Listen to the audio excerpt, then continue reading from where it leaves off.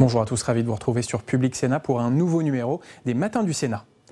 Les sénateurs votent aujourd'hui sur l'ensemble du projet de loi en faveur des élus locaux, un texte qui renforce leurs droits, avec notamment une hausse des indemnités pour les maires des petites communes. Les frais de garde seront remboursés et les élus locaux bénéficieront d'une protection juridique. Je vous laisse écouter les débats au Sénat. À l'article 26, une demande de prise de parole de M. Henri Cabanel. Je vous en prie. Oui, merci Madame la Présidente, Monsieur le Ministre, mes chers collègues. Je voudrais à l'instant prendre la parole parce que j'ai déposé un amendement qui consiste à ce qu'il y ait l'obligation pour les candidats aux élections de présenter un casier vierge. Il a été bien sûr jugé irrecevable, mais qui croyons-nous berner en refusant inlassablement cette obligation que les citoyens réclament, certains étant persuadés d'ailleurs qu'il existe déjà? Quand arrêterons-nous d'être décalés à ce point de la réalité des populations? De quoi avons-nous peur? Soumettre l'éligibilité à la condition du casier vierge permettait de mettre tout simplement en avant l'idée que la reconnaissance des droits passe par son contrebalancement avec les devoirs. Les élus locaux n'en ont pas peur, eux. Ils le réclament car ils voient la défiance vis-à-vis des élus nationaux peu à peu s'étendre à leur mandat. Faire reconnaître le droit des élus pour développer l'engagement est un sujet éminemment important dans le contexte politique de défiance actuel. Un État démocrate a pour souverain le peuple, comme le stipule l'article 3 de la Constitution. Ce peuple souverain s'éloigne des urnes, renie les partis traditionnels et réclame des mesures qui dérangent et déstabilisent notre petit monde. Reconnaissance du vote blanc, obligation du casier vierge. Au mieux pudiquement, au pire agressivement, les élus nationaux parlent de démagogie et actent comme seul blanc-seing les scrutins. Mais jusqu'à quelle issue d'abstention ou de vote extrême irons-nous pour avoir un électrochoc de raison? Mon amendement visait simplement une équité. Je rappelle inlassablement dans cet hémicycle que près de 400 professions exigent que les candidats aient des casiers vierges. Il s'agit aussi de parler le même langage que les Français. La loi confiance en la vie politique a instauré l'inéligibilité, très bien, mais peu compréhensible. L'obligation d'un casier vierge ne s'y oppose pas. Il s'agit simplement d'un réajustement de curseur. L'esprit reste le même, à savoir la recherche de l'exemplarité de l'élu dès sa candidature. Merci. Quel est l'avis de la Commission, Monsieur le rapporteur? Oh, pardonnez-moi. Pardonnez-moi. Nous examinons à présent l'amendement 496 rectifié et c'est Monsieur Mison qui va nous le présenter. Oui, merci Madame la Présidente pour le compte de Madame Michèle Vullien. Cet article 26 prévoit l'extension du bénéfice de congé pour la campagne électorale tel que le prévoit le Code du travail aux salariés qui seraient candidats dans les communes de moins de 1000 habitants, et c'est une bonne chose. Cependant, il est muet sur la situation qui prévaudra dans la métropole de Lyon, qui connaîtra une situation, ma foi, différente à cette occasion, puisque l'élection à la métropole ce sera une élection distincte de celle de la ville de Lyon. Or, cette situation différente ne semble pas être prise en compte. Voilà pourquoi cet amendement vise à remédier à cette situation particulière et nouvelle. Merci, Monsieur le Sénateur. Quel est l'avis de la Commission, Monsieur le rapporteur? Oui, Monsieur Mison, puisque vous êtes devenu en quelques instants un ardent défenseur de la métropole lyonnaise et que nul n'est mon intention de vouloir vous frustrer, ce sera un avis favorable. Quel est l'avis du gouvernement, Monsieur le Ministre? Oui, Madame la Présidente, avis favorable également. On continue de corriger les petites scories. Eh bien, je mets aux voix cet amendement avec deux avis favorables. Madame Kuckerman, pour explication de vote. Non, vous me permettrez peut-être très rapidement quand même, on va le voter cet amendement, mais j'ai quand même le souvenir que quand on a créé la métropole de Lyon, on parlait beaucoup de simplification. Je suis assez surprise que texte après texte, on fasse des amendements et des amendements pour finalement réadapter le droit et les lois avec la métropole de Lyon. Je ne sais pas si au final on a tant simplifié que ça, en tout cas depuis quelques années, avec la création de cette métropole. S'il n'y a pas d'autres demandes d'explication de vote, je mets aux voix cet amendement avec deux avis favorables. Qui est pour son adoption? Qui est contre? Il est adopté. Un amendement 426 rectifié bis. C'est Monsieur Kerrouche qui va nous le présenter. Mais là aussi, Madame la Présidente, on peut aller vite. C'est tout simplement permettre aux communautés de communes de voter une majoration des crédits d'heures pour les autorisations d'absence lorsqu'une telle possibilité est ouverte aux communes membres et pas aux EPCI. Et ça nous semble une bonne chose. De mémoire d'ailleurs, je crois, dans le questionnaire du Sénat, ils étaient 70% à réclamer une extension des possibilités de crédit d'heure. Et étant donné la nécessité de réunion au niveau intercommunal, cela nous semble une nécessité également. Merci. Monsieur le rapporteur, quel est l'avis de la commission? C'est entre autres pour cette raison, cher collègue Kerrouche, que nous sommes favorables. Monsieur le ministre, quel est l'avis du gouvernement? Sagesse. Eh bien, je vais mettre aux voix cet amendement avec un avis favorable de la commission, un avis de sagesse du gouvernement qui est... Madame Tetuani, vous vouliez prendre... Je mets aux voix cet amendement qui est pour son adoption, qui est contre. Il est adopté. Après l'article 26... il me faut d'abord vous faire voter sur l'article 26, s'il n'y a pas de demande d'explication. Madame Tetuani, nous y sommes. Oui, merci Madame la Présidente. Mon intervention sera valable pour l'article 26 jusqu'à l'article 31.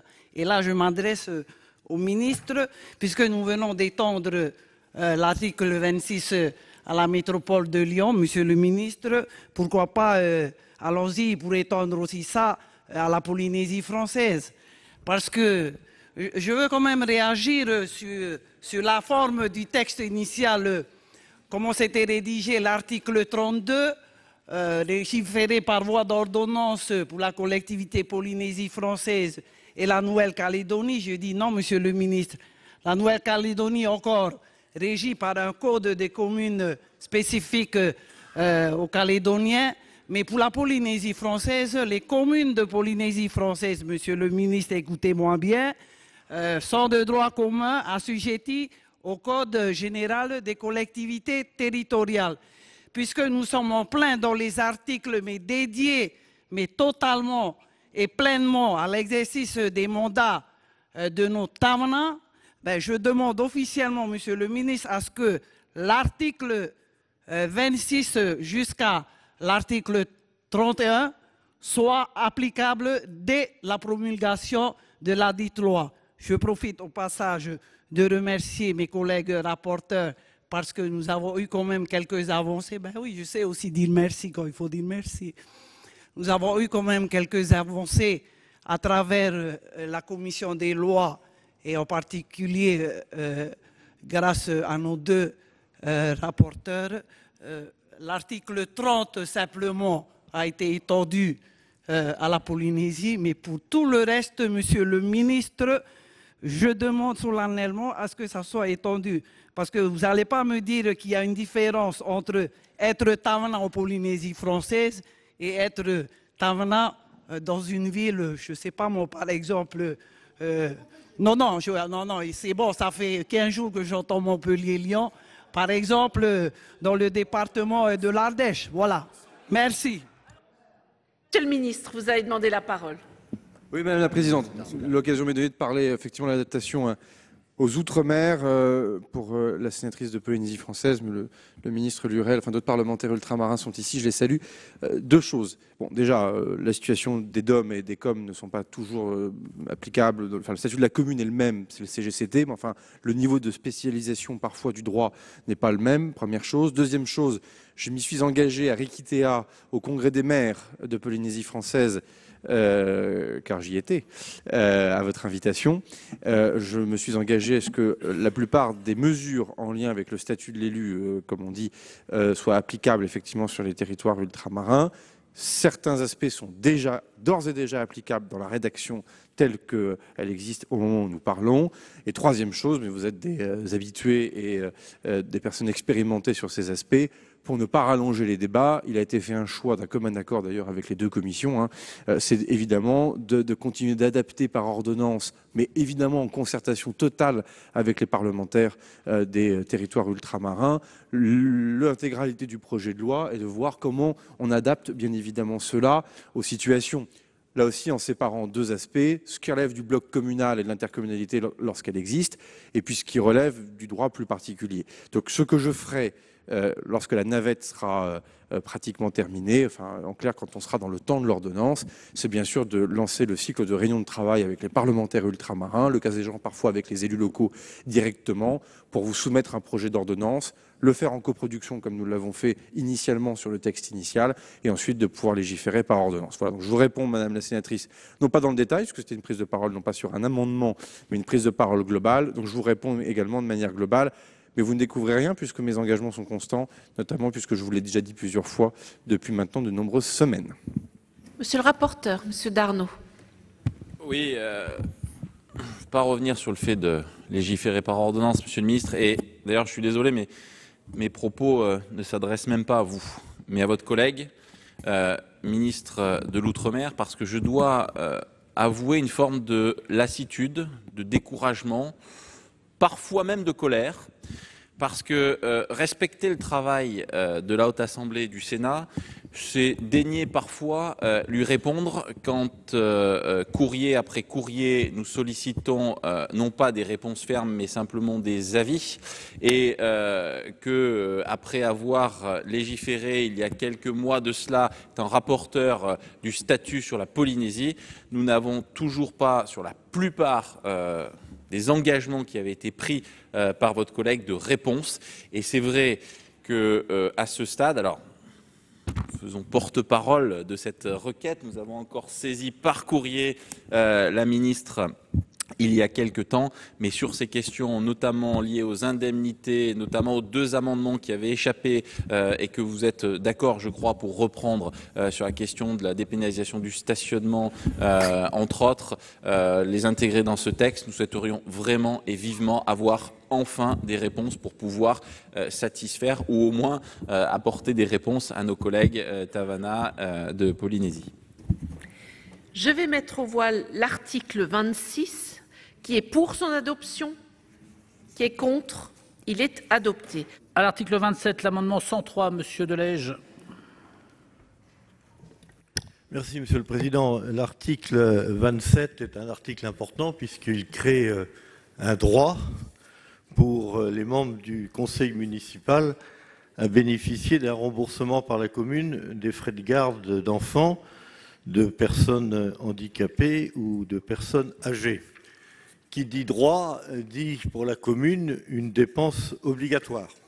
Alors j'ai bien noté que pour les communes de moins de 3 500 habitants, cette dépense serait prise en charge par l'État, mais je croyais qu'on avait posé un principe, c'est que qui décide paye, et donc je ne vois pas pourquoi ce serait simplement les communes de moins de 3 500 habitants. Et si j'ai déposé cet amendement sous cette forme, c'est-à-dire d'ouvrir la possibilité de ne pas en faire une obligation, c'est pour éviter de tomber sous les fourches caudines de l'article 40.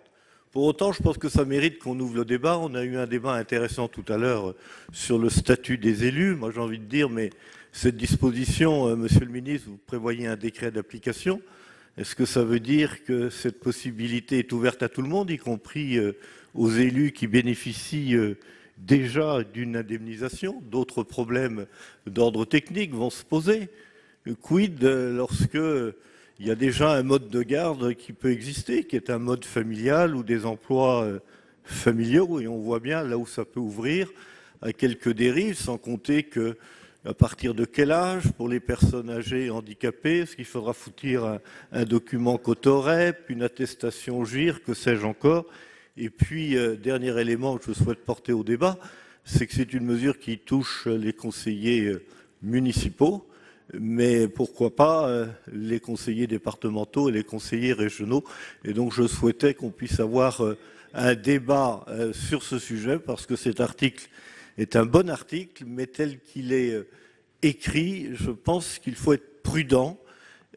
Et c'est la raison pour laquelle aussi, en ouvrant la possibilité, ça nous permettra de mesurer l'impact de cette mesure, car je n'ai pas noté qu'il y ait aucune mesure d'impact qui accompagne la rédaction de cet article. Je vous remercie. Merci, cher collègue. Monsieur le rapporteur. Oui, Monsieur le Président. Je comprends réellement les sources d'inquiétude soulevées par notre collègue Dominique Delège sur ce sujet inhérent aux frais de garde. Je le comprends d'autant plus que nous avions demandé, dès le début de l'examen du texte et des auditions, après plusieurs échanges avec le gouvernement, de bien prendre en compte la nécessité qu'il y avait peut-être à étendre aux communes de 3500 habitants la prise en charge par l'État de ces frais de garde. De même que nous avions posé, peut-être le ministre pourra nous apporter quelques éclairages sur l'évaluation qui a été faite du coût d'une telle mesure pour les collectivités. De mémoire, je crois que nous étions aux alentours d'1 million 100 000 euros, si je ne m'abuse. Alors, oui, la question que vous posez, chers collègues, reste entière, puisque si on compense, et c'était quand même la source principale d'inquiétude quand on connaît, j'allais dire, les capacités de prise en charge pour les communes spécifiquement de moins de 1000, mais pour les communes de moins de 3500 habitants, la capacité justement à prendre en charge ces frais de garde, il n'en demeure pas moins que s'agissant des communes plus importantes, cela peut poser aussi un sujet. Pour autant, il était difficile de différencier les deux. Même si je comprends l'inquiétude, et encore une fois, peut-être que le ministre va pouvoir nous éclairer sur ce sujet. Je crois que nous avons quand même avancé sur cette question. Peut-être y aura-t-il nécessité à évaluer, là encore, comme nous le demandions tout à l'heure pour le rescrit, la portée de ces mesures et le coût de ces mesures à terme. S'il venait à être observé un coût exponentiel pour les collectivités de plus de 3500 habitants, mais en l'état, ce sera une demande de retrait. Monsieur le ministre. Oui, bonsoir, Monsieur le Président. Juste saluer l'arrivée de Sophie Cluzel, secrétaire d'État auprès du Premier ministre en charge des personnes en situation de handicap, qui nous permettra, Monsieur le Président de la Commission des lois, alors, comme vous m'y aviez invité hier, de débattre d'une question importante autour de l'allocation adulte handicapé. D'ailleurs, Monsieur le Président, je pense que vous demanderez une priorité peut-être sur, je ne sais pas si j'ai le droit de le faire, mais donc je vous le ferai, sur l'amendement numéro 985. Monsieur le sénateur Delège, sur votre amendement, les frais de garde sont un marqueur important de ce texte, puisque déjà on constitue et on crée un véritable droit nouveau. Donc, je mettrai un avis défavorable ou une demande de retrait sur votre amendement, parce que commencer à rétablir le caractère facultatif abîme justement cette notion de droit. Que deux, pour les communes de plus de 3500 habitants, pour les collectivités territoriales les plus importantes, c'est parfois un droit qui a déjà été mis en place en fonction de ce que les différents chefs d'exécutif ont bien voulu proposer à leurs élus, conseils départementaux le font depuis des années, certaines régions, certaines grandes villes, etc.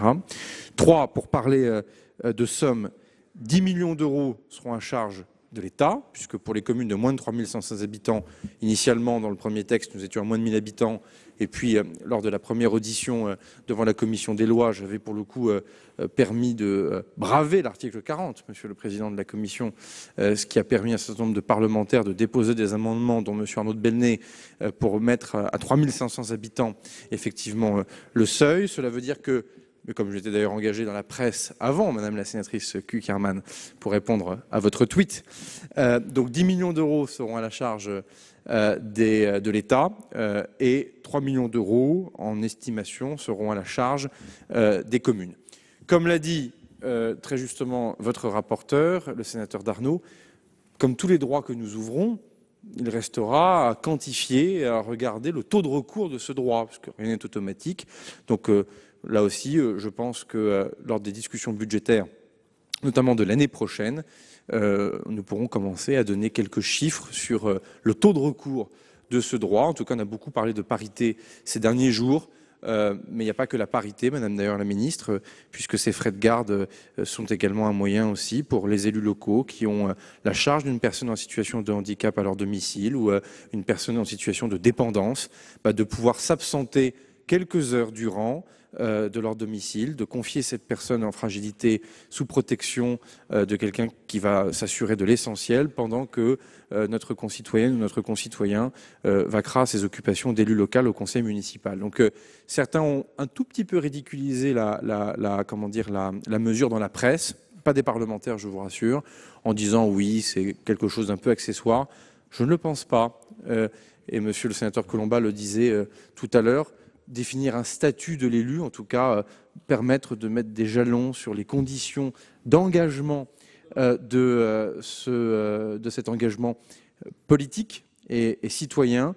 Et ben, pour le coup, cet accompagnement en matière de frais de garde est quelque chose de concret. Ce sont des moyens que nous mettons sur la table et surtout nous appelons la solidarité nationale pour le faire. Et ça, je pense que ça va dans le bon sens. Donc, monsieur le sénateur Delage, je demande de retrait sur votre amendement. Merci. Chers collègues, est-ce qu'il est retiré l'amendement ?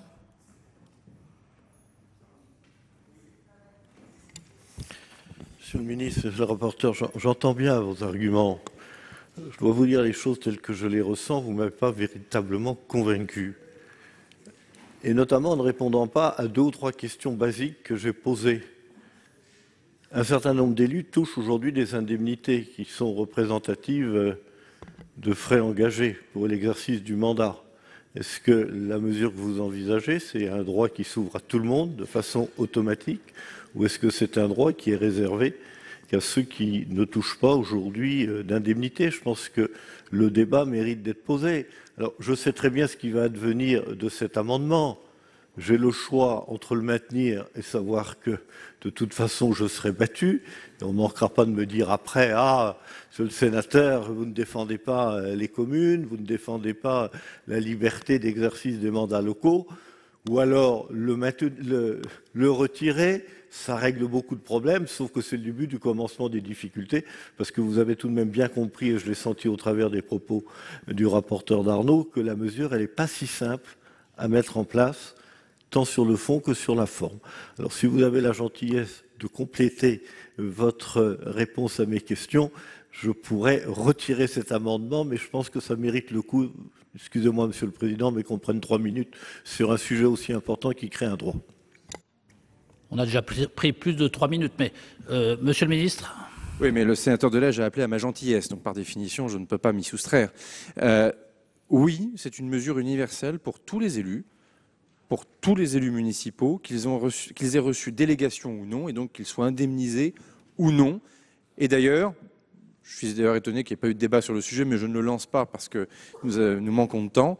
Nous ne demandons même pas une condition de ressources, puisque j'ai souhaité que ce dispositif, dans sa peut-être complexité que vous pressentez, c'est un droit nouveau, au moins on ait cette simplicité de se dire que n'importe quel élu de la République peut se faire rembourser ses frais de garde dans les conditions qui sont indiquées dans le texte. Donc on est sur un dispositif qui est le plus universel. Et je vous le dis parce que je ne suis pas têtu, s'il faut l'année prochaine, en loi de finances ou par d'autres truchements, l'adapter pour nous assurer que le taux de recours est le bon, on l'adaptera, monsieur le sénateur. Donc j'espère que vous pourrez retirer votre amendement. Collègue, il est retiré ? Il est retiré. Merci. Donc je mets aux voix l'article 27. Qui est pour ? Qui est contre ? Qui s'abstient? Il est adopté. Nous passons à l'article 28. Madame Cukierman, pour prise de parole. Retiré. Donc, nous passons à l'amendement 58, Monsieur Grand. Oui, Monsieur le Président, Monsieur le Ministre, très rapidement. La complexité du régime indemnitaire des élus locaux est souvent relevée par ces derniers. Parmi les sujets récurrents figurent les modalités de détermination de l'enveloppe indemnitaire globale qui peuvent être mal interprétées, mal appliquées ou mal appliquées localement, engendrant in fine un risque de contentieux et de remarques de la Chambre régionale des comptes. Dans sa réponse en date du 13 février 2018 au président de l'Association des maires de France, Madame la Ministre, reconnaissez que même si la loi n'est pas toujours d'une lecture aisée, il ne me semble pas nécessaire de tenter d'améliorer l'écriture dès lors que l'interprétation qui est donnée est suffisamment claire et connue. Je ne vous propose donc pas de modifier la loi, mais que toutes les communes soient destinataires du montant de leur enveloppe indemnitaire globale dans le mois qui suit le renouvellement du conseil municipal. Merci, cher collègue. Monsieur le rapporteur. Oui, comme notre collègue l'a dit, c'est un amendement d'appel. J'en comprends les motivations, mais ce sera une demande de retrait. Merci, Monsieur le Ministre. Même avis, Monsieur le Président. Même avis. Il est retiré. Merci, chers collègues. 3 amendements en discussion commune, le 704, Monsieur Carucci.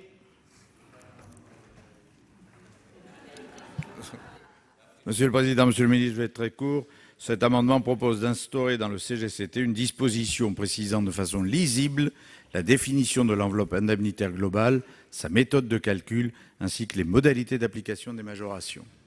Merci, chers collègues. 2 amendements identiques, le 620, Monsieur Bonhomme.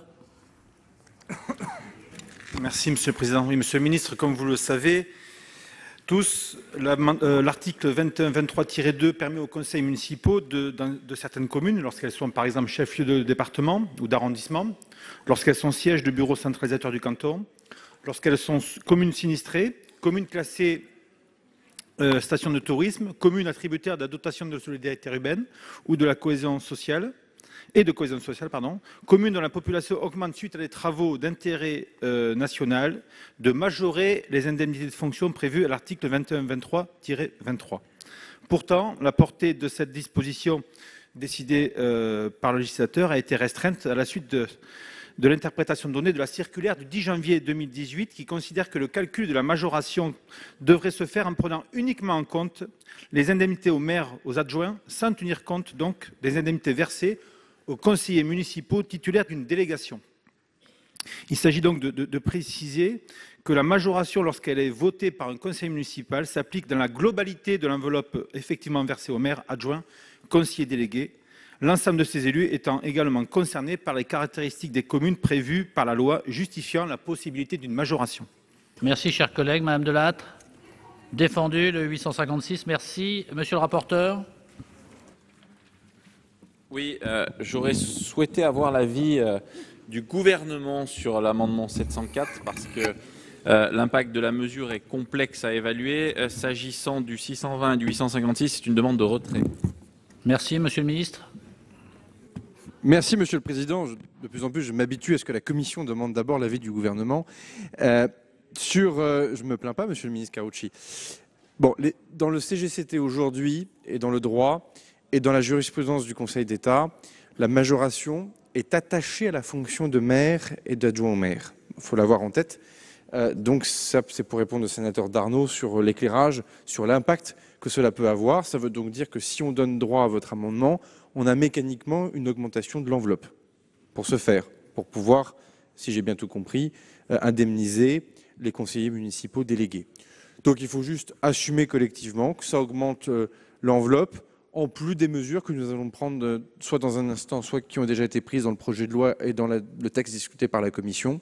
Donc je mets un avis de grande sagesse quand même sur cette affaire, pas un avis défavorable parce que ça va dans le sens de ce que nous souhaitons faire, mais les mesures s'ajoutent les unes aux autres et donc la capacité à augmenter par définition les indemnités continue d'augmenter aussi au fur et à mesure où nous adoptons ces amendements. Donc il faut donc l'avoir en tête. Et donc pour répondre à la Commission, Monsieur le rapporteur, on va encore plus loin que ce que vous aviez prévu. Donc je ne sais pas si ça participe à l'équilibre de ce que la Commission avait bâti. Donc voilà.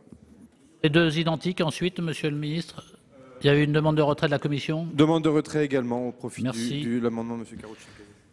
Donc, je mets aux voix l'amendement 704 avec un avis de sagesse du gouvernement. La Commission ayant demandé l'avis du gouvernement. Qui est pour? Le 704, pour l'instant, il est sur 704. Qui est contre? Qui s'abstient? Il est adopté. Il fait tomber les 2 autres. Donc, voilà, il réécrit l'alinéa. Donc, il fait tomber les 2 autres. Donc, nous poursuivons avec 3 amendements identiques. Le 153, c'est Monsieur Lafont ou Madame Guidez ou qui le défend? Madame Guidez. Oui, donc c'est un amendement de Monsieur Longeau. Cet amendement vise donc à revenir aux dispositions résultant de la loi numéro 2015-366 du 31 mars 2015 en les élargissant à l'ensemble des maires, quelle que soit la population de la commune, afin d'éviter tout conflit en début de mandat et en reconnaissance du temps consacré, des frais supportés, ainsi que du travail accompli quotidiennement par les maires. Merci, chers collègues. Le 643 n'est pas défendu, il tombe. Le 824, Monsieur Wattebled. Oui, Monsieur le Président, Monsieur le Ministre. Dans le contexte actuel, L'existence d'un débat sur le montant de l'indemnité du maire peut instaurer un climat délétère au sein de la municipalité. Compte tenu de la remise en cause de la fonction des élus par une partie de la population, certains maires n'osent pas fixer l'indemnité maximale. Aussi, la loi doit fixer ce montant de cette indemnité allouée aux maires. Il s'agit avant tout d'éviter la polémique, mais aussi les opérations de communication purement démagogiques. L'objet du présent amendement est donc de supprimer la possibilité laissée au conseil municipal de revoir à la baisse l'indemnité de fonction du maire. Ce dernier reste évidemment libre de renoncer à une partie ou à toute son indemnité sans que cette question ne soit débattue en conseil municipal. Merci, cher collègue. Monsieur le rapporteur. Alors là, je dois avouer que je n'ai pas du tout compris le mécanisme de notre collègue Wattebled. Tout état de cause, ce que je peux vous dire, c'est que dans l'intention, il s'est totalement satisfait. J'avoue que je ne comprends absolument pas pourquoi ces 3 amendements arrivent là, parce qu'il n'y a même pas sujet à débat, quoi. Donc c'est une demande de retrait? Oui. Monsieur le rapporteur, oui. Monsieur le ministre? Oui, merci Monsieur le Président. On aurait peut-être pu faire un propos liminaire sur la philosophie globale de ce chapitre du projet de loi, ce qui permettait... non, Monsieur Kerrouche, vous n'êtes pas d'accord. Ce qui permet peut-être d'aller vite ensuite. Bon, déjà, moi, je vais commencer par remercier le Sénat et singulièrement la Commission des lois, puisqu'elle a pris son stylo pour écrire quelque chose sur le registre des indemnités. Je le dis parce que le gouvernement était très seul sur ce terrain lorsque nous avons mené un certain nombre d'auditions, réunions de travail, avec les associations d'élus, lorsque nous avons parfois écrit à certaines associations d'élus, dont les plus grandes d'entre elles, dont parfois la plus grande d'entre elles, il se trouve que parfois nous n'avons pas de réponse à ces demandes. Et d'ailleurs, pour l'Association des maires de France, puisque André Léniel, son éminent vice-président, l'a déclaré publiquement, a dit que l'Association des maires de France n'était pas demandeur d'une mesure sur les indemnités.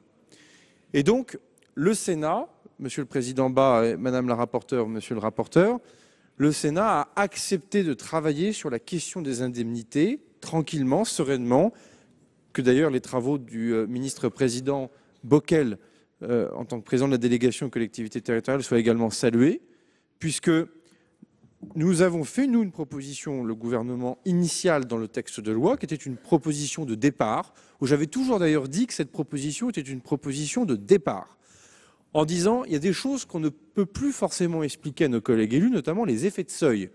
La vie quotidienne d'un maire d'une commune de 485 habitants qui peut avoir droit jusqu'à 600 € par mois est tout de même sensiblement la même vie quotidienne que le maire d'une commune de 505 habitants qui, lui, peut avoir droit jusqu'à 1 200 € par mois. Ça, c'est plein de bon sens. Bon, en tout cas, je ne sais plus expliquer, moi, droit dans les yeux, un collègue maire, qu'à 505 habitants, sa vie quotidienne serait différente que celui qui est à 485 habitants. Donc la première mesure que nous avons décidé de mettre en débat dans le projet de loi, avec évidemment la volonté gouvernementale de faire avancer cette question sans démagogie, parce que l'élu bashing aussi passe par là, et que la question indemnitaire dans notre pays sont parfois des questions qui sont reprises par les démagogues, donc il faut s'en méfier, c'est de dire que on crée un espace entre 0 et 3500 habitants, c'était la proposition de départ, dans lequel, au fond, on ne sait plus expliquer les effets de seuil, donc on les gomme. La Commission le dira mieux que moi, a choisi une voie qui consiste à se réappuyer sur les seuils, mais en les valorisant, pour leur permettre, là aussi, de gommer ces effets de seuil. Il y en aura toujours, mais enfin, en tout cas, de permettre cette liberté-là. Je le dis, je trouve ça très intéressant et même intelligent que d'avoir avancé dans ce sens-là. Deuxième des choses, j'ai un doute néanmoins, mais on va laisser aussi la navette se faire pour que la co-construction soit parfaite, parce que je n'ai pas la vérité révélée sur cette affaire.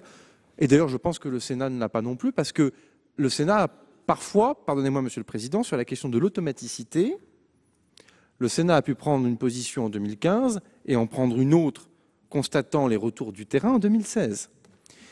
La vraie question, ce n'était pas si avant que ça.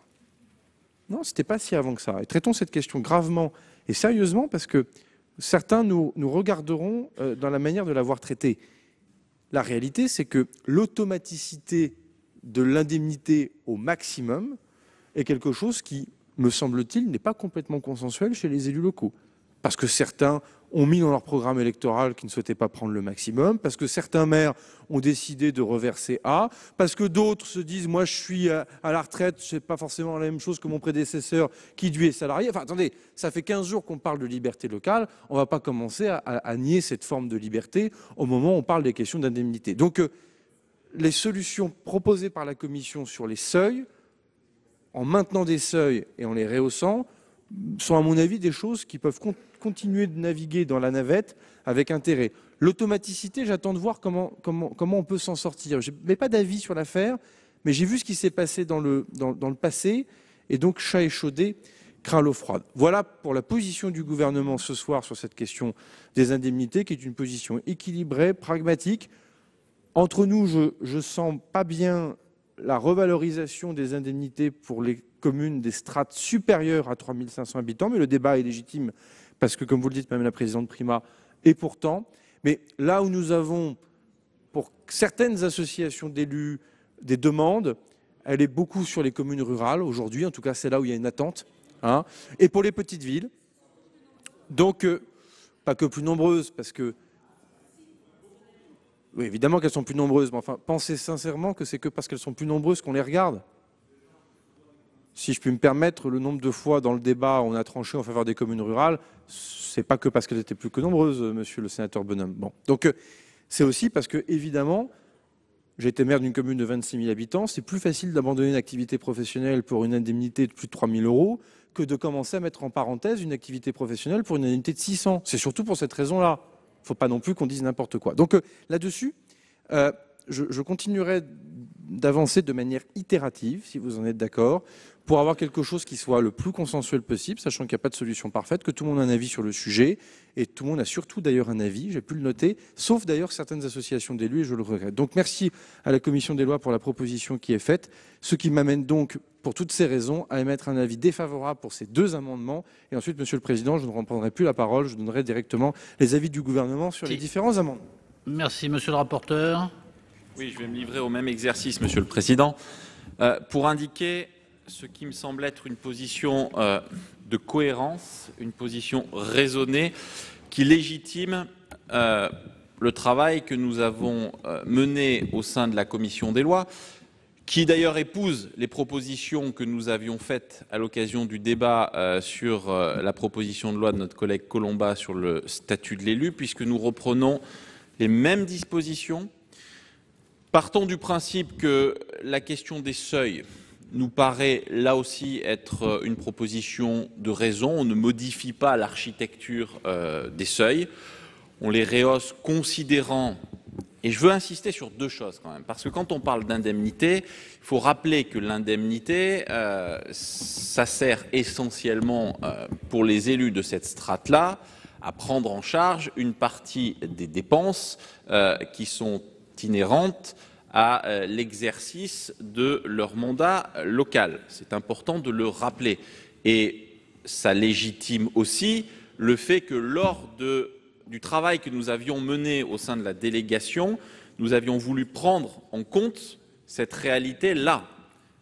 On l'a après prolongé dans le débat sur la question de la fiscalisation, mais ça me paraît vraiment être très important parce que aujourd'hui, fort de ce que j'évoquais tout à l'heure lors d'un autre amendement, l'élargissement des périmètres intercommunaux, la multiplication des réunions pour bon nombre d'élus locaux génère aussi des dépenses qui nécessitent à ce que l'on revalorise de façon modérée, comme nous l'avons fait au travers de cette proposition. Monsieur le ministre, s'agissant de la question de l'automaticité, je vais être très clair sur ce point-là. On ne modifie absolument rien et on reste sur cette philosophie qui avait toujours prévalu lorsque nous avons essayé depuis 2015 de trouver un équilibre permettant à ceux des élus qui le souhaitent et J'ai eu l'occasion de faire plusieurs associations de maires au cours des derniers mois. Et je crois que ça a été exprimé par bon nombre d'élus qui nous disent, voilà, on a cette automaticité, mais nous préférons pouvoir diminuer l'indemnité, donc laissez-nous cette liberté. Donc là-dessus, on ne modifie absolument rien. J'aime bien que les choses soient claires et précises. Enfin, dernier point, nous avons vraiment voulu nous borner, et c'est important, je ne reprendrai plus la parole après Monsieur le Président, nous avons vraiment voulu nous borner à cette strate 0,3500 habitants, considérant que c'était le seuil posé par le texte initial et considérant qu'il y avait lieu, comme nous l'avions dit lors, encore une fois, des travaux de la délégation, à revaloriser prioritairement les élus de ces strates-là. Je vous remercie. Merci, monsieur le rapporteur. Alors, il y a une demande de retrait de la commission pour le 153. Il est retiré, madame Guidez? Retiré, monsieur Wattebled? Retiré aussi. Donc, les deux amendements sont retirés. Donc, nous passons à 6 amendements en discussion commune. Le 512, monsieur Kerrouche. Ou pas, pardon. Monsieur Durin. Merci, monsieur le président.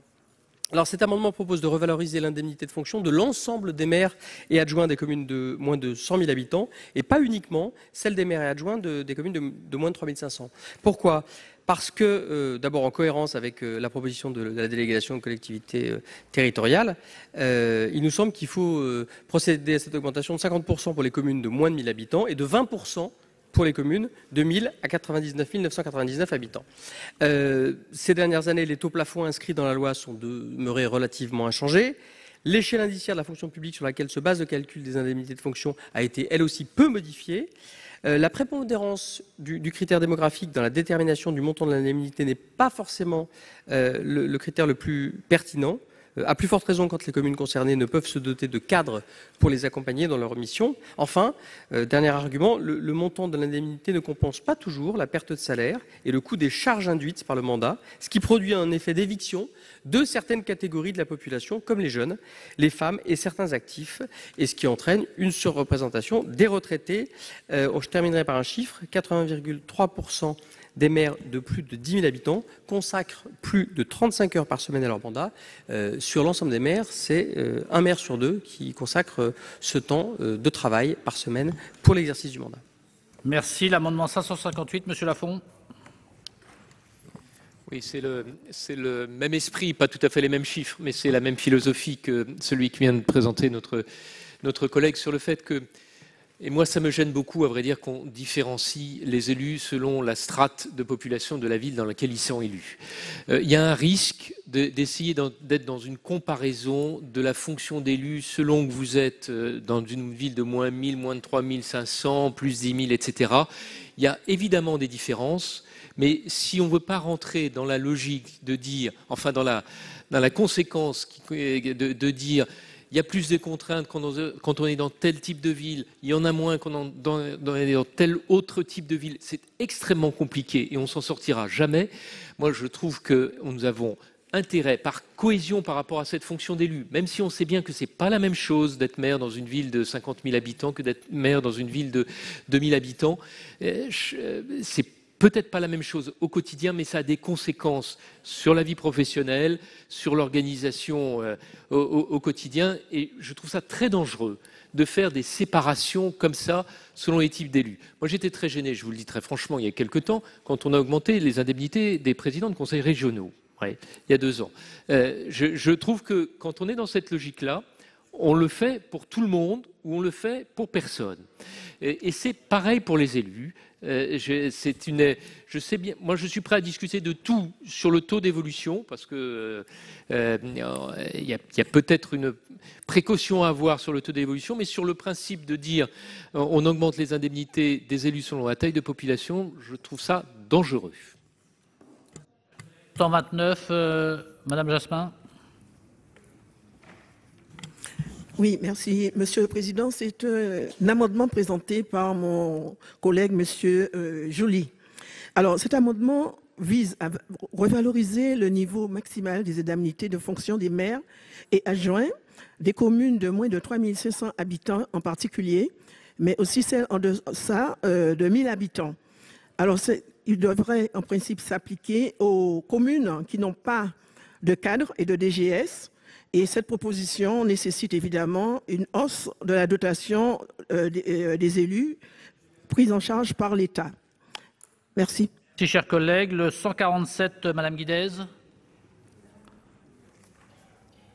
Oui, merci Monsieur le Président. Donc c'est un amendement de Monsieur Longeau. Cet amendement propose de revaloriser le niveau maximal des indemnités de fonction des maires et adjoints des communes de moins de 3 500 habitants, en particulier celles en deçà de 1 000 habitants. La présente rectification porte sur la liste des signataires. Il s'agit ici de la reprise de la proposition numéro 1 du rapport d'information faciliter l'exercice des mandats locaux, le régime indemnitaire de Mme Josiane Costes, M. Bernard Delcros et Charles Guéné, fait au nom de la délégation aux collectivités territoriales. Je vous remercie. Merci, chers collègues. L'amendement 72, M. Séguin. Merci, Monsieur le Président. Cet amendement est présenté par mon collègue Jean-Marc Boyer.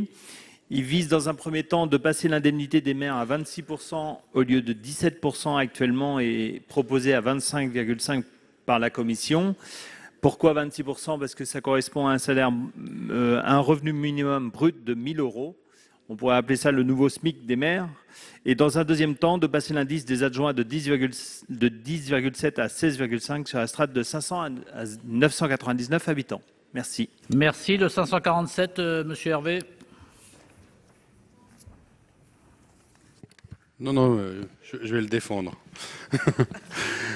Monsieur le Président, Madame la Ministre, chers collègues, moi je voudrais prolonger le débat sur les communes immédiatement supérieures à la strate de 3 500 habitants et parler des petites villes. Les petites villes sont, comme c'est vraiment le risque quand on a des effets de seuil, soit qu'on soit d'un côté, soit qu'on soit de l'autre, et les petites villes sont parfois des PME, voire des grosses PME. Les maires ont une énorme difficulté à conserver une activité professionnelle. Je l'ai vécu moi-même comme maire d'une commune de cette strate, c'est-à-dire entre 3 500 et 20 000 habitants. Et je pense que dans cette strate-là, où le maire est encore, peut-être pas autant que dans une commune rurale, parce que c'est vrai que dans une commune rurale, le maire fait quasiment tout. Mais dans cette strate de commune, le maire est très engagé dans le fonctionnement même de la collectivité. Et ça se rapproche, je reprends cette analogie d'une PME, voire d'une grosse PME. Les budgets en cause sont des budgets de plusieurs millions d'euros. Le nombre de salariés est en dizaines, voire en centaines. Et le maire est très souvent salarié du privé ou fonctionnaire, obligé d'arrêter son travail. Et ceux qui sont chefs d'entreprise, j'avoue avoir du mal à comprendre comment ils font, étant donné l'engagement à la fois communal et intercommunal que ça suppose. Donc l'idée de cet amendement est de monter à 80% de l'indice 1015 l'indemnité de référence des élus. Donc c'est un amendement qui permet d'aller à la strate immédiatement supérieure à celle qui était pour l'instant concernée par le texte. Merci. Chers collègues, donc j'imagine avis défavorable de la Commission, puisque le rapporteur a dit qu'il ne s'exprimait plus. Monsieur le rapporteur, sur ces amendements. Je l'ai dit tout à l'heure, je le répète, on reste sur la position de la Commission des lois, donc c'est défavorable sur tous ces amendements qui modifient l'architecture que nous avions adoptée. D'accord. Monsieur le ministre. Oui, Monsieur le Président, avis défavorable. Je ne rentre pas dans le débat, mais juste pour le sénateur Lafont, il y a un corollaire aussi, c'est que puisque les collectivités sont des collectivités dans notre droit qui a une forme d'autonomie, par définition aussi, on se met toujours à la portée des moyens financiers de cette collectivité. Il existe d'autres modèles dans le monde dans lesquels les maires sont des agents de l'État, mais pas au sens où nous on le dit dans le droit, mais encore plus. Et donc effectivement, tout est normé parce que précisément, ce n'est pas la même organisation territoriale. Et je serais peut-être amené à le redire sur des éléments plus financiers, des PEL et autres. Dès lors qu'on défend un concept d'autonomie, y compris d'autonomie financière, et au moment même où certains parlent d'autonomie fiscale, ce serait quand même compliqué de mettre les élus sous situation de grande dépendance, alors que pour le coup, depuis 2 siècles, il y a un modèle qui est assumé, c'est la loi 1884 dont le président Bas parlait tout à l'heure sur la gratuité, etc. Je ne suis pas plus long, j'avais dit que je ne reparlerai pas, Monsieur le Président, donc avis défavorable. Merci, Monsieur Colomba, pour explication de vote. Le sujet des indemnités est abordé. Je voudrais quand même dire 2 ou 3 choses. La première, c'est que quand on fait nos calculs, on parle des indemnités brutes. J'ai fait l'expérience de voir, c'est très facile maintenant avec les impôts à la source. entre une commune de 2500 habitants, donc salaire de l'intéressé moyen, eh bien, ce qui passe en impôts et ce qui passe en cotisation pour des trucs dont on ne sait pas trop ce que ça pourra donner, c'est de l'ordre d'un tiers. Un tiers. Alors regardez, il ne reste plus beaucoup de choses. Ça, c'est la première chose. Deuxième chose que je voulais dire, monsieur le ministre, c'est que déjà, faire attention à ce que disent les démagogues, c'est leur donner raison. Les élus ne volent pas leurs indemnités. Et ceux qui ne sont pas d'accord avec ça, eh bien, moi, personnellement, je m'en moque. Parce que ces indemnités, on ne les vole pas. Troisième chose, la proposition initiale du gouvernement, au début, moi, ça m'a un peu séduit. Et puis on regarde. Je pense que c'était une fausse bonne idée. Pourquoi? Parce que ça risquait, mais ce n'est pas une illusion, de mettre la question des indemnités au cœur même même pas des débats, j'allais dire même des polémiques de campagne, et puis après à l'intérieur donc des conseils municipaux, etc., alors qu'il n'y a pas la place. L'idée d'augmenter, effectivement, de ne pas faire de seuil, pourquoi pas? Mais finalement, je crois, c'est pas parce que j'avais proposé à peu près la même chose, mais à quelques détails près, ce que propose la commission des lois, bon, ça me convient parfaitement, même si on a des petits désaccords, des différences de détails. Bon. Alors, puis finalement, pour conclure, je dirais que à quoi bon se poser tous ces problèmes, puisque ce sont des fonctions gratuites. 3 fois quelque chose de gratuit, c'est pas plus cher que quelque chose qui est tout simplement gratuit. Monsieur Kerrouche, pour l'explication de vote. Oui, je vais être très bref. Je pense que la solution trouvée par la commission des lois est une solution d'équilibre qui ne résout pas pour autant la question de l'indemnité au-dessus du seuil dont on a parlé. Juste une information, en France, il y a de mémoire 472 maires qui touchent plus que le salaire moyen des Français. Bien entendu, vous allez me dire que ceci s'est complété par éventuellement un cumul en tant que président ou vice-président d'intercommunalité, mais ça veut dire qu'on est à 1,5 fois, 2 fois le salaire moyen, avec des responsabilités afférentes, ce qui fait que, encore une fois, c'est très bien d'opérer un correctif ce soir, mais nous n'entrons qu'à la périphérie de ce qu'il faudrait faire pour aller vers un véritable statut d'élu. Kuckerman, pour explication de vote. Oui, merci, Monsieur le Président, Monsieur le Ministre. Effectivement, je crois qu'aborder tout d'abord cette question-là doit, certes sans démagogie ni populisme, mais quand même être fait avec beaucoup de respect pour nos concitoyennes et nos concitoyens qui, d'année en année, n'ont pas vu ni leur traitement pour les fonctionnaires, ni leur salaire pour les salariés du privé augmenter. Donc il ne faudrait pas renvoyer ici la capacité d'un coup de claquement de doigts à suraugmenter des indemnités d'élus là où ça ne serait pas justifié. Deuxièmement, il y a effectivement, et moi je fais partie de ceux qui se félicitent effectivement du retour à cette mesure à travers le respect des strates. Comme tout système de strates, il y a des avantages, des inconvénients. Mais s'il nous dérange tant que cela, commençons, le projet de loi de finances va bientôt arriver ici, par exemple, par supprimer la question des tranches dans les impôts. Parce que c'est problématique d'être juste en dessous ou juste au-dessus. On le vit ici dans la question des indemnités des élus, mais des milliers de nos concitoyennes et de nos concitoyens, quel que soit leur revenu, le vivent au quotidien.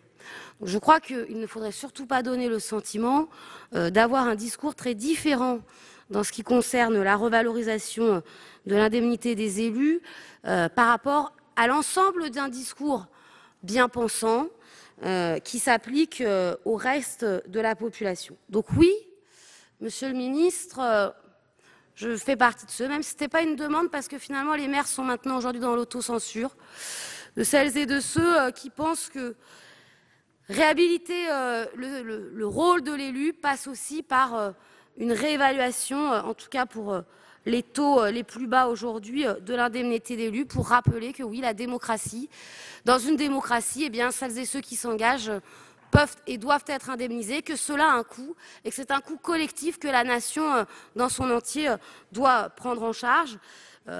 Cependant, et au vu des différents amendements, moi personnellement, mais nous serons un certain nombre, je crois, dans le groupe à ne pas les voter, afin de respecter justement l'équilibre qui a été trouvé par la commission des lois. Et donc je tiens à féliciter le travail de Madame la rapporteure et de Monsieur le rapporteur. Collègue, Madame Noël. Oui, merci Monsieur le Président. J'apporte encore là mon témoignage d'une maire d'une commune de 450 habitants pendant 10 ans, durant laquelle j'ai perçu 580 € d'indemnité par mois, ce qui couvrait pas du tout l'ensemble des frais, que ce soit directs ou indirects, liés à mon mandat. Donc j'accueille bien sûr avec beaucoup de satisfaction ce rehaussement de la grille d'indemnité des plus petites communes. Cependant, je crains que sans la mise en œuvre d'un dispositif contraignant s'agissant du montant de ces indemnités ou d'une façon ou d'une autre d'une compensation par l'État du différentiel engendré par ce rehaussement, on va juste se faire plaisir en mettant quelque chose que les élus n'utiliseront jamais. Pourquoi? Parce que dans ces communes-là, que ce soit la faiblesse du budget des communes ou même la pudeur des élus locaux, il y en aura un nombre minime qui se saisira de cette disposition pour rehausser ces indemnités. Donc voilà, je vous mets en garde. Pour ma part, j'avais d'ailleurs déposé un amendement en ce sens qui a été rejeté au titre de l'article 41, mais j'aurais été assez satisfaite par la mise en place d'un système de compensation par l'État. Car si la démocratie n'a pas de prix, elle a quand même un coût. Je vous remercie. Merci, cher collègue. Madame Chan-Larcher. Oui, je suis exactement dans la continuité des propos de ma collègue Noël. On ne peut que se réjouir de l'excellent travail qu'a fait la Commission. Les intentions du gouvernement étaient d'augmenter de 150%, je crois, les indemnités. Alors bien entendu, ça vient valoriser le travail extrêmement chronophage et très souvent ingrat des élus. Malgré tout, la réalité est là. Si l'État peut se permettre de présenter un budget qui n'est pas à l'équilibre, ce n'est pas le cas des communes. Et vous savez que 1 € dépensé dans chaque commune doit être bien entendu au plus près des exigences des habitants, des besoins de ceux-là, des investissements qui sont à faire.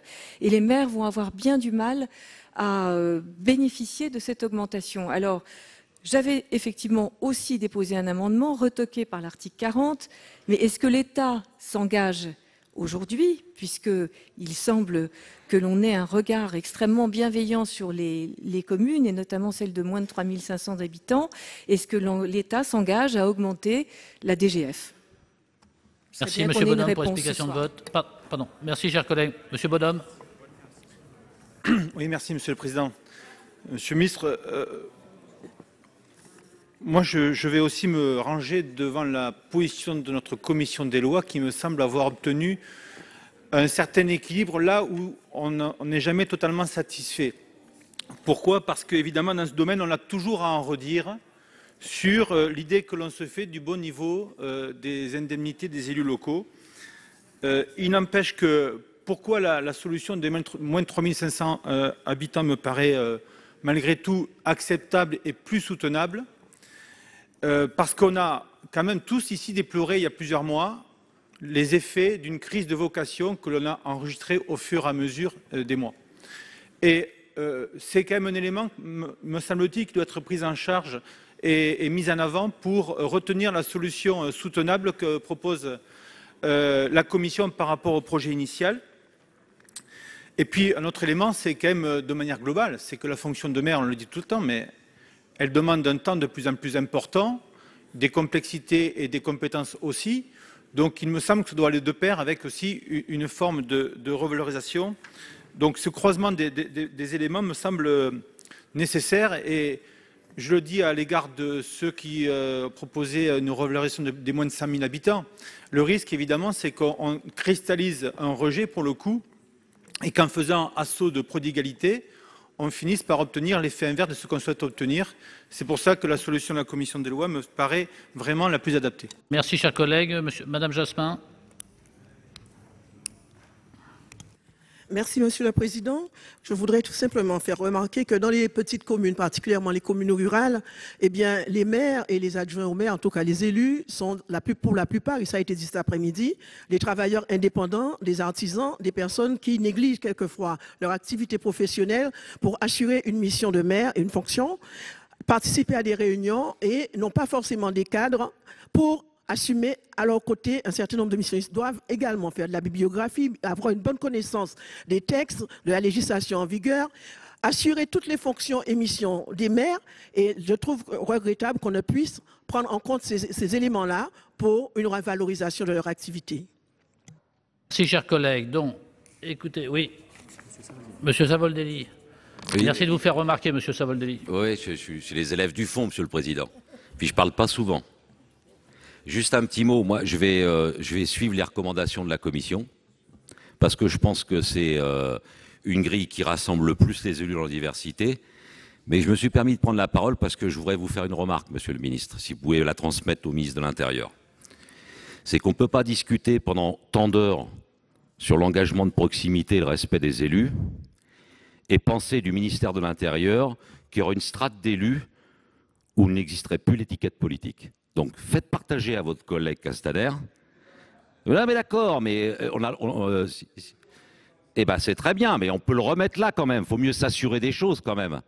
Moi, je vais vous dire, monsieur le ministre, moi, divers gauche, divers droite, ça ne me choque pas. Et je ne vois pas en quoi le ministère de l'Intérieur et l'exécutif national puissent quand même l'avoir imaginé, et donc vaut mieux vérifier qu'ils ne le fassent pas, qu'il y ait des strates d'élus où là, on balaye la question du choix de la femme ou de l'homme qui se présente d'avoir une étiquette politique. Ça, franchement, c'est un manque de respect vis-à-vis de la démocratie locale et ce n'est pas forcément très respectueux de l'engagement politique dans sa diversité. Donc, mes chers collègues, j'ai été saisi d'une demande de scrutin public par la Commission sur l'amendement 512. Je vous rappelle que l'avis de la Commission est défavorable, celui du gouvernement aussi. Il va être procédé au scrutin public dans les conditions fixées par l'article 56 du règlement. Je vous invite à vérifier que votre carte de vote est bien insérée dans votre terminal, en tout cas dans le terminal du président. Le scrutin sera ouvert dans quelques instants. Le scrutin est ouvert. Voici le résultat du scrutin 9 sur l'amendement 512. Compte tenu de l'ensemble des délégations de vote accordées par les sénateurs aux groupes politiques et notifiées à la présidence, nombre de votants 340, nombre de suffrages exprimés 338. Pour l'adoption 88, contre 250. Le Sénat n'a pas adopté. Mes chers collègues, si vous voulez bien, on prend le même vote pour les autres amendements, sachant que sinon il y a une demande de la Commission d'un scrutin public. Donc, je vous propose que pour l'amendement 558, ça soit le même vote. Donc, il n'est pas adopté. L'amendement 129, même vote, il n'est pas adopté. Le 147, même vote, il n'est pas adopté. Le 72, même vote, il n'est pas adopté. Le 547, même vote, il n'est pas adopté. Donc nous poursuivons avec l'amendement 416. L'amendement 154 n'est pas défendu, il tombe. Le 416, Monsieur Kerrouche. Bien. Ce sujet a été évoqué de multiples fois dans les précédentes minutes. Donc, l'amendement qui vous est proposé.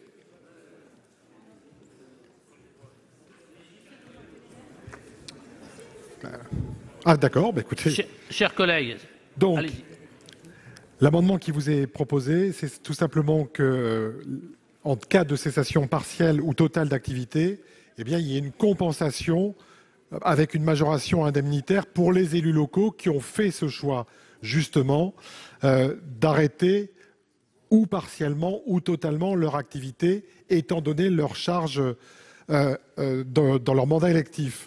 Donc, l'indemnité de fonction versée au maire pourrait être majorée de 40% en cas de cessation totale d'activité ou de 20% en cas de cessation partielle d'activité, à condition que ne soit pas dépassé le montant total des indemnités maximales susceptibles d'être allouées aux membres du conseil municipal.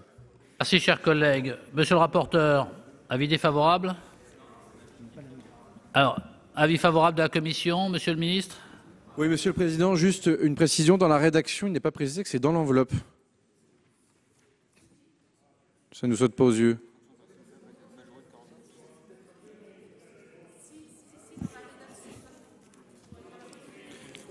Pardon, Monsieur le Président. Ok, si on est d'accord, sagesse favorable. Sagesse favorable. Donc je mets aux voix le 416 avec 2 avis favorables. Qui est pour? Qui est contre? Qui s'abstient? Il est adopté. 2 amendements identiques, le 619, Monsieur Bonhomme.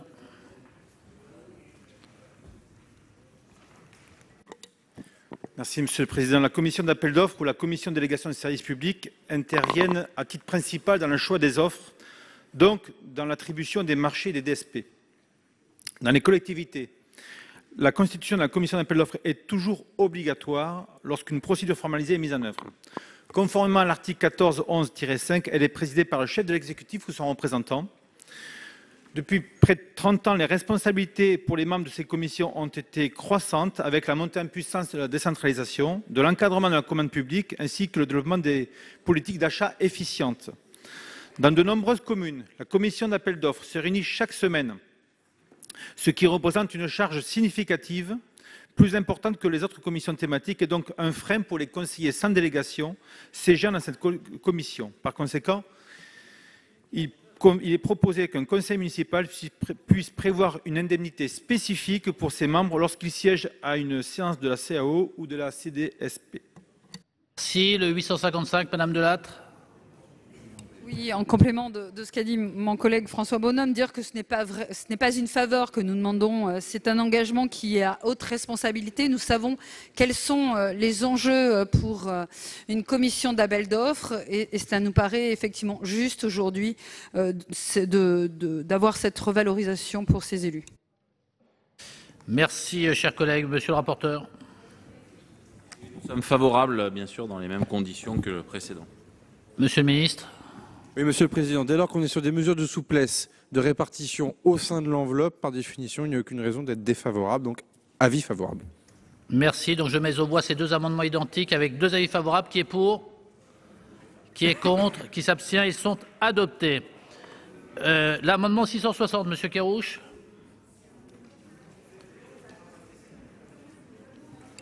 Oui, l'amendement de notre collègue Marie-Pierre Monnier, signé par une partie du groupe socialiste. Nous avons eu un débat donc sur l'augmentation de l'indemnité des élus des communes de moins de 1000 habitants et sur celui des communes de moins de 3500 habitants. Et si cette mesure est une mesure de justice, il nous semble néanmoins que dans ces communes de moins de 1000 habitants, qui représentent 72% de l'ensemble des communes françaises, nombreux, vous le savez, sont les maires qui renoncent à leur indemnité ou à partie de celle-ci. Dans cette perspective, l'amendement que nous vous proposons vise à augmenter de manière conséquente la dotation particulière relative aux conditions d'exercice des mandats locaux, appelée plus couramment dotation élu local. Cette dotation a été créée par la loi du 3 février 1992. Toutefois, elle n'a été que peu revalorisée depuis lors, seulement 10,5 millions d'euros en 2006, en dépit de plusieurs améliorations du régime indemnitaire des élus. La somme totale étant divisée à part égale entre les 21 452 communes éligibles en 2019, ce qui fait qu'au total, la somme versée à chaque commune est de 3 030 €, ce qui correspond à 15% du montant maximal des indemnités annuelles. C'est pourquoi cet amendement prévoit que l'État abonde cette dotation à la hauteur de 130 millions d'euros, ce qui revient à doubler le montant actuel de cette dotation, afin de réellement permettre aux communes d'avoir les moyens nécessaires pour les indemnités considérées. Le tout est évidemment financé par le gage habituel, en souhaitant que le gouvernement l'accepte et montre ainsi qu'il a vraiment entendu l'appel des maires des plus petites communes. Merci, chers collègues. Le 66, Monsieur Mison. Merci, Monsieur le Président. Ouvrir un droit sans l'accompagner des moyens correspondants, c'est d'une certaine manière préparer à l'heure. D'ailleurs, c'est sur la base de ce raisonnement que Madame Buzyn, lors de l'examen du projet de loi sur la bioéthique, avait, s'agissant de la PMA, dit que ouvrir ce droit n'était pas sérieux s'il n'était pas accompagné d'un remboursement de la sécurité sociale. Voilà. Alors je sais que comparaison n'est pas raison, mais là, il en est de même. Quantité de communes ne sont pas en capacité d'augmenter l'effort en direction des élus pour augmenter leur indemnité. Et donc, laisser les choses en l'état, c'est d'une certaine manière préparer beaucoup de frustration et voire même un peu de provocation. Donc je demande juste, comme l'ont fait notamment M. Kerrouche, que la dotation particulière relative aux conditions d'exercice des mandats locaux soit augmentée à juste proportion. C'est en tout cas le sens de l'amendement qu'a présenté Madame, que je présente pour Merci, Madame cher collègue. Vermeillet. Merci, cher collègue. Monsieur le rapporteur. Défavorable, Monsieur le ministre. Défavorable, Monsieur le Président. Défavorable sur les deux. Donc je mets aux voix l'amendement 660. Pardon, Président Ruquier, pour explication de vote. Monsieur le Président, je voudrais faire un petit rappel historique, parce que cette 92, cette loi, elle a été initiée par Martin Malvy, qui était ministre du Budget, qui avait remplacé Michel Charasse. C'était une loi où on a imposé les conseillers généraux et les conseillers départementaux sur le revenu, alors qu'avant il ne l'était pas, et on a dit, avec cet argent, on va donner une dotation pour les maires de moins de 1000 habitants. Donc je rappelle ça parce que, à l'origine, c'était indexé sur l'impôt sur le revenu que payaient donc les conseillers généraux et les conseillers régionaux. Et donc je mets aux voix l'amendement 660 avec un double avis défavorable. Qui est pour? Qui est contre? Qui s'abstient? Il n'est pas adopté. Je mets aux voix l'amendement 66. Qui est pour? Qui est contre? Qui s'abstient? Il n'est pas adopté non plus. L'amendement 613, Monsieur Bonhomme. Oui, le principe de transparence en matière indemnitaire est nécessaire. Toutefois, dans la mesure où les délibérations indemnitaires sont déjà communicables, il est proposé d'établir et de présenter l'état de l'ensemble des indemnités perçues par les élus, non pas tous les ans, mais tous les 2 ans, et cela au moins pour se caler sur la périodicité de la présentation du bilan social. Merci, Monsieur le rapporteur. Défavorable. Monsieur le ministre. Défavorable. Défavorable. Donc je mets aux voix l'amendement 613 avec un double avis défavorable. Qui est pour? Qui est contre? Qui s'abstient? Il n'est pas adopté. Je mets aux voix l'article 28. Qui est pour? Qui est contre? Qui s'abstient? Pardon, Madame Lana Tetuani, pardon. Explication de vote, Monsieur le Président, merci. Je vais voter pour cet article 28, totalement en phase avec la proposition émanant de la Commission des lois. Monsieur le ministre, pardonnez-moi d'insister à cette heure-ci. Tant pis pour mes collègues ultramarins qui ne sont pas ici, mais moi, j'ai été envoyé et je suis là pour défendre ma collectivité. Je vous ai entendu, monsieur le ministre, ouais, j'aime bien quand vous dites chat échaudé, craie eau froide, chiche, monsieur le ministre, chiche. Pour cet article 28, je vous ai entendu que on va procéder par voie d'ordonnance pour nos collectivités ultramarines. Vous savez, l'expérience m'a appris ici, dans cet hémicycle, entre toutes les lois qu'on a votées ici, et l'attente, mais infernale, pour que les ordonnances soient prises, je reste dubitative. Mais ce qui est plus frustrant pour moi, monsieur le ministre, quand on a voté le CGCT et qu'on a imposé à la Polynésie française, je suis bien placé pour le dire parce que nous avions émis beaucoup de réserves sur ce texte-là, on l'a quand même fait appliquer, mais d'office en Polynésie. Pour une fois où c'est nous qui demandons à étendre des articles dans cette proposition de loi, et j'avais déposé d'ailleurs à ce sujet 2 amendements en commission des lois qui étaient tombés sous le coup de l'article 40. Pour une fois où c'est nous qui demandons, on me dit, ben non, il faut attendre. Monsieur le ministre, nous faisons tous de la politique. En mars, il y a les élections municipales, aussi bien ici, même chez nous aussi, en Polynésie aussi. Et puis au mois de septembre, il y aura les sénatoriales. Monsieur le ministre, si vous voulez procéder par ordonnance, je dis oui, mais je veux un engagement officiel ce soir de votre part. Pour combien de temps? Non, mais j'ai besoin d'être rassuré. C'est l'expérience. Il faut conclure, chers collègues. Pardonnez-moi, mais alors, je tenais à le dire, merci. Merci, on a entendu la demande. La parole est à Monsieur Bison pour une mise au point au sujet d'un vote. Oui, parce qu'à l'article 512, j'ai voulu voter pour et j'ai voté contre. Je voudrais juste rectifier mon vote. C'est l'inverse, voilà. Donc j'ai voté contre j'ai voté contre et je voulais voter pour. Bon, ainsi qu'aux amendements qui ont suivi. Merci pour cette clarté, chers collègues. Acte est donné de votre mise au point. Elle sera publiée au journal officiel et figurera dans la liste politique du scrutin. Donc je mets aux voix l'article 28. Qui est pour l'article 28? Qui est contre? Qui s'abstient? Il est adopté. Donc nous passons à l'article 30. Une demande de parole, Monsieur Jacquin. Oui, Monsieur le Président. Monsieur le Ministre, je souhaiterais faire une communication relative à d'autres problèmes juridiques que peuvent rencontrer les élus. Il s'agit là de la commission des comptes de campagne. C'est très appréciable le travail qui a été effectué par nos démocraties pour avoir maintenant des situations claires et transparentes. Je vous transmettrai d'ailleurs une correspondance sur le sujet que je vais évoquer très rapidement maintenant. Mais certaines décisions très dures peuvent donner le sentiment sur le terrain qu'il y a deux poids, deux mesures. Un cas en Meurthe-et-Moselle, que j'anonymiserai bien sûr, puisque l'affaire est maintenant jugée. Un nouveau maire de 2014 d'une toute petite commune de moins de 200 habitants qui se présente aux législatives parce qu'il a découvert la situation des petites communes rurales et c'est un homme libre, il veut porter ça à la connaissance du public, il se présente aux législatives, sans étiquette, c'est le style gaulliste, souverainiste, et qui croit fortement à la démocratie. Il fait un tout petit score, mais pas un score nullissime, il atteint quelques pourcents en dessous des 5%. Et là, il commet une erreur technique, c'est de l'ex-Duralex, il ne dépose pas les comptes de campagne en temps et heure, il ne pouvait pas bénéficier du remboursement, mais la décision qui le frappe est sévère.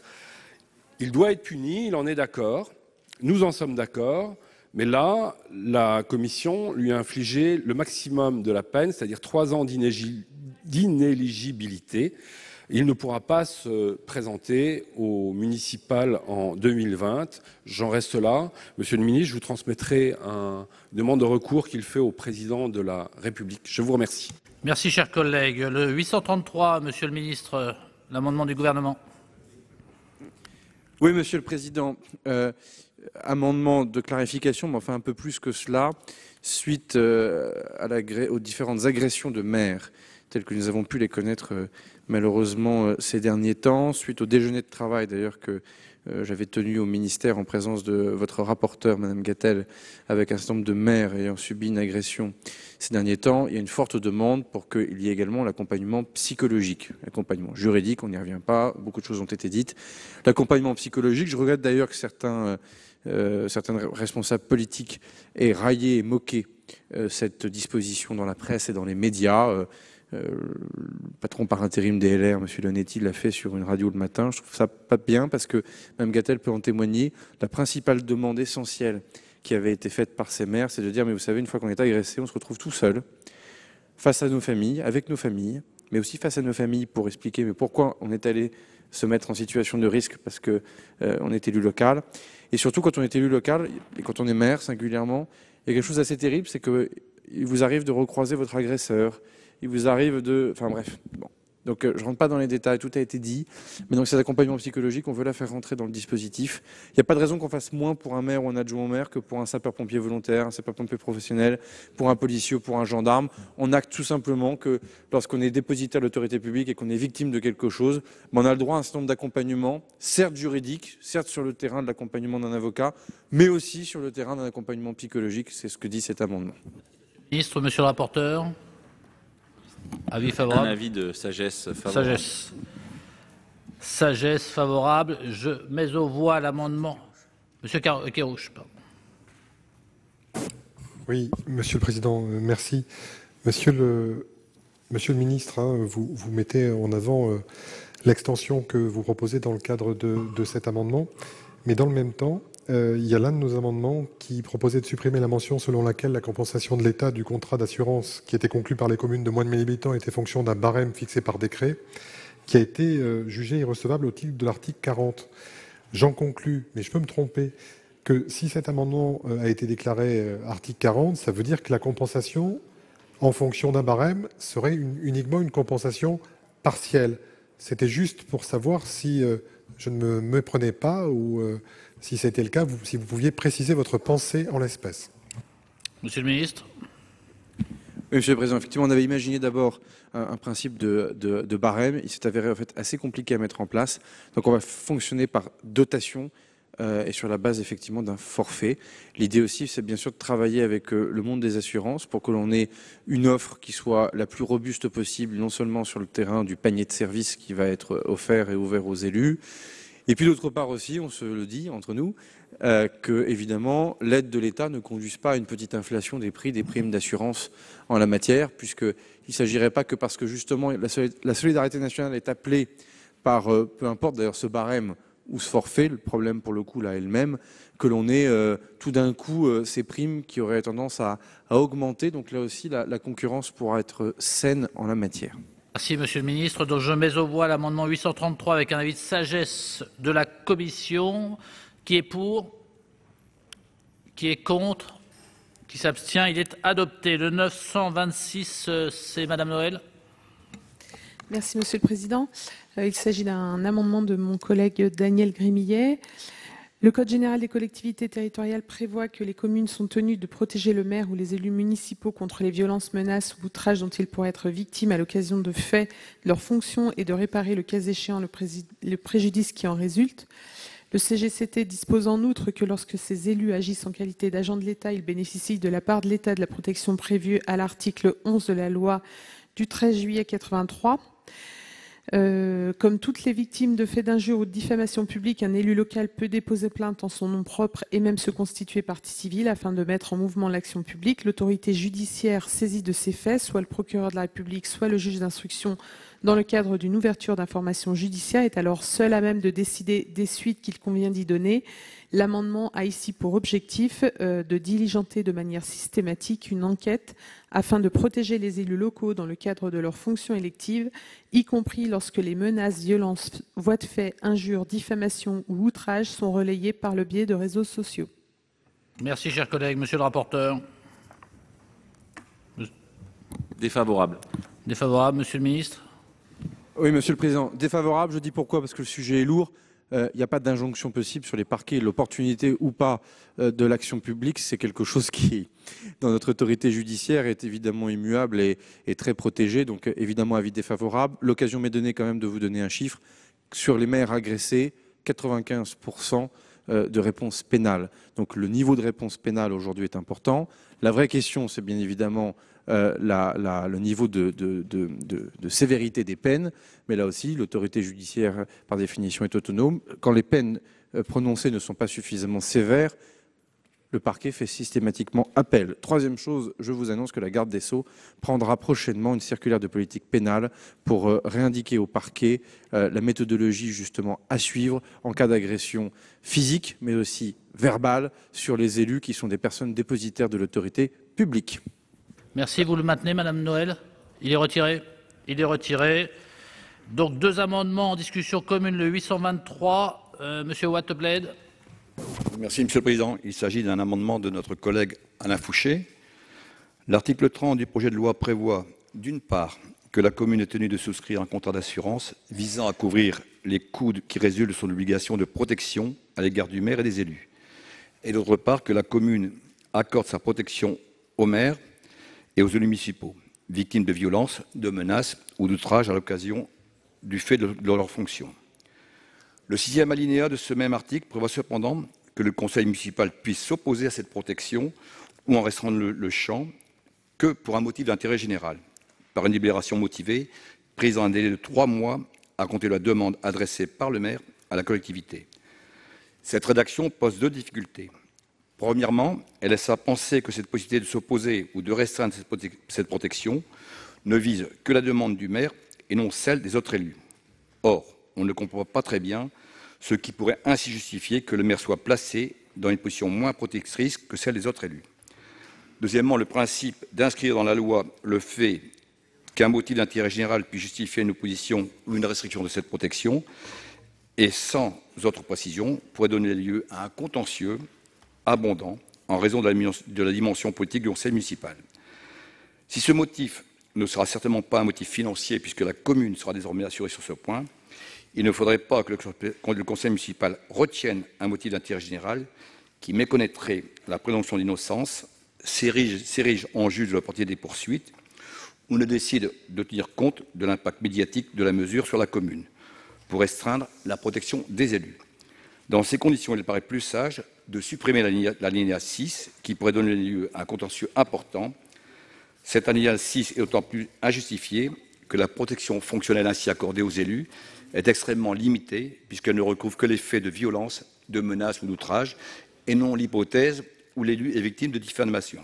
Ainsi, le présent amendement propose de supprimer cet alinéa 6 de l'article 30 en laissant au juge administratif le soin de préciser les contours de cette protection, comme cela a d'ailleurs été fait dans le cas de la protection fonctionnelle accordée à l'article 11 de la loi 83-634 aux fonctionnaires et agents publics. Merci, chers collègues. Monsieur le rapporteur.